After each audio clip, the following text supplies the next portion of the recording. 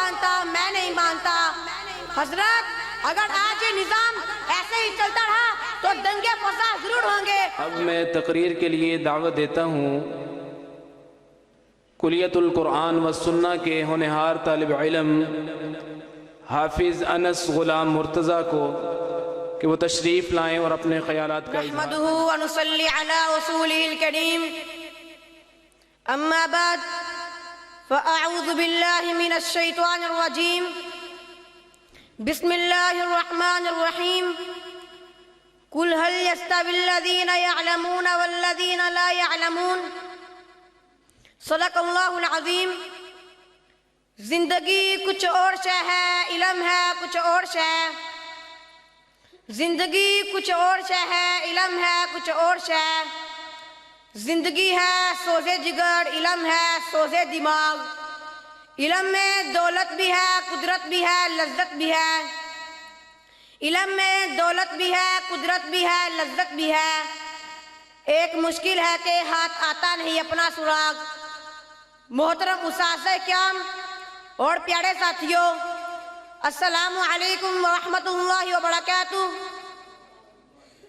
سامعین محترم، دینی تعلیم ایک انمول نعمت خداوندی اور لازوال دولت ہے۔ تعلیم روشنی اور تعلیم رہنما ہے۔ تعلیم ہی انسان کو عروج و کمال پر پہنچانے کا ذریعہ اور زینہ ہے۔ اولاد آدم کا گمشدہ خزینہ ہے۔ ادب و آداب سکھانے کا کرینہ اور امت محمدیہ کو اصلاح تک پہنچانے کا سفینہ بھی ہے۔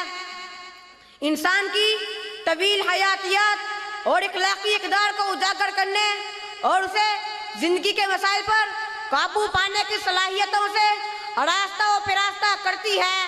سامعین محترم، آج انسان علم کی بدولت ہوا کے دوش پر حکمران، آسمان کی وسعتوں کا سلطان اور ترقی یافتہ اقوام کا ترجمان ہے۔ انسان کی گزشتہ تاریخ بتاتی ہے کہ آج کا انسان علم کے باعث اس مقام و مرتبہ پر فائز ہوا ہے۔ اہل مصر ہو یا اہل یونان، اسپین ہو یا چین، آج کا امریکہ ہو یا کل کا روس، ان تمام اقوام کی ترقی علم کی مرہون منت ہے۔ علم کی بنا پر ہوائی جہاز، موٹر کاریں اور ریل گاڑیاں ایجاد ہوئی۔ مہلک بیماریوں کے ادویات ایجاد ہونے سے انسان کی اوسط عمر میں اضافہ ہو چکا ہے۔ آج انسان چاند پر قدم رکھنے کے بعد مریخ اور دوسرے سیاروں کو تسخیر کرنے میں مصروف عمل ہے۔ حضرات، تعلیم کسی بھی قوم کی تعمیر و ترقی اور عروج و کمال کے اصول کا پیش خیمہ ہے۔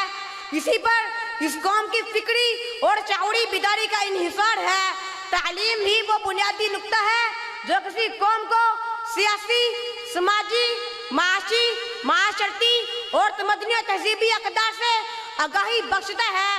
مگر افسوس، تعلیم جب کسی قوم کا ذریعہ معاش بن جائے تو وہ قوم دوسری اقوام کی محکوم و مجبور اور تباہی و بربادی کا منہ بولتا ثبوت بن جاتی ہے، کیونکہ تعلیم کا مقصد محض درس و تدریس اور امتحانات کی تیاری نہیں، اور نہ ہی تعلیم کا مقصد حصول رزق ہے، بلکہ تعلیم کا مقصد تو انسان کی روحانی اور اخلاقی پرورش و نشو و نما ہے۔ جناب والا تاریخ گواہ ہے کہ تعلیم نے انسان کے تعمیری کردار کو استوار اور اس کی سوچ میں شائستگی پیدا کرنے میں اہم کردار ادا کیا ہے۔ مگر آج بڑے افسوس سے کہنا پڑ رہا ہے کہ 21ویں صدی کی ان ترقی یافتہ اقوام نے اسے درس و تدریس، امتحانات کی تیاری اور ڈگری کے حصول تک محدود کر دیا ہے۔ آج اسی تعلیم کی توہین کی جا رہی ہے جس نے انسان کو سلیقہ بخشا۔ آج اسی تعلیم کی تذلیل کی جا رہی ہے جس نے انسان کو رتبہ بخشا۔ آج اسی تعلیم کی رسوائی کی جا رہی ہے کہ جس کی بنا پر انسان کو اشرف المخلوقات کے درجات عطا ہوئے۔ آج اسی تعلیم کو روندا جا رہا ہے کہ جیسے صرف اور صرف اپنا پیٹ پالنے کے لیے حاصل کیا جا رہا ہو۔ صدر ذی وقار، آخر ان سب چیزوں کا ذمہ دار کون ہے؟ کن افراد نے تعلیم کو تعمیر کردار کی بجائے ذریعہ معاش بنا لیا؟ جواب صرف اور صرف ہم۔ ایک ڈاکٹر جو کبھی فرشتہ صرف گردانا جاتا تھا، آج وہی چھوٹی بیماری کو بڑا بتا کر زیادہ پیسے بٹور رہا ہے۔ ایک وکیل حق و باطل کا امتیاز کرنے کی بجائے جھوٹ کا راستہ اختیار کر رہا ہے۔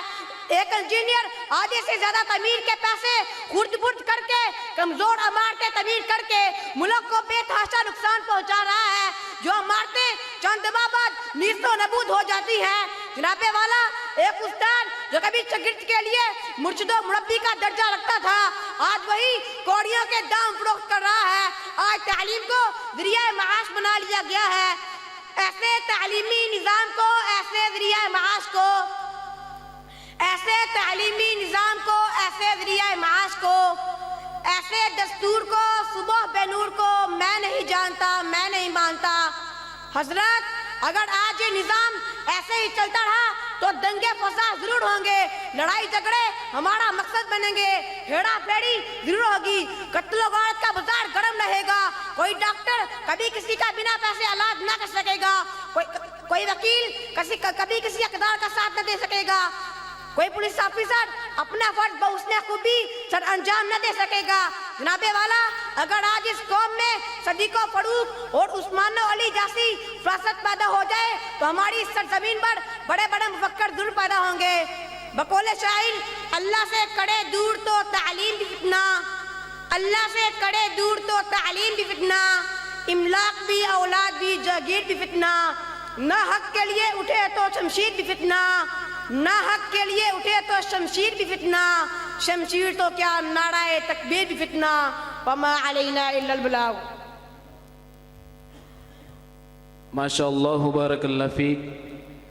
نہایت ہی خوبصورت انداز میں آپ کے سامنے اپنے خیالات کا اظہار فرما رہے تھے کلیت القرآن والسنہ کے ہونہار طالب علم حافظ انس غلام مرتضیٰ